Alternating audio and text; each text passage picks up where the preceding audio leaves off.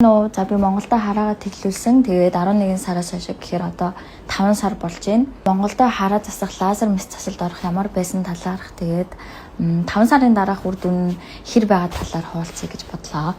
За одоо болохоор надад бол ямар ч асуудал байхгүй. Би бүр амар гоё харж байгаа. Бүгдийг тод харж байгаа.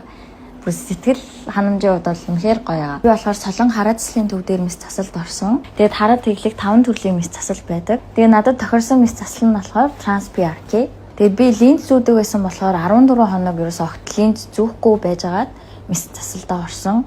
Тэгээд мэс заслын үйл явц нь болохоор айгүй урд орол гараад ирсэн. Тэгээд миний орсон TransPRK мэс заслаа товчон ярьж өгвөл зөвхөн лазераар харааг мань тэглэсэн.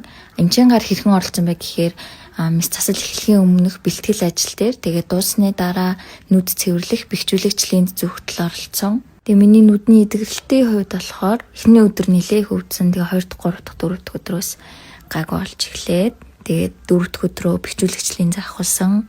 Эмнэлгээс өгсөн тусаалгуудаа яг цагийн дагуу сайн тусаагаад тахад маш гоё хурдан идэгчтэй мэлээ. Тэгээд мэс засалд орсны дараа 1 сар, 3 сар, 6 сарын дараа тавтан үзлэгтээ ордог. Тэгээ хяналтанд яваад идэх нь айгүй амар гоё санагдсан. За тэгээд төгсгөлд нь хэлэхэд хараа засах лазер мэс засалд 20-40 насныхаа орох боломжтой байдаг шүү.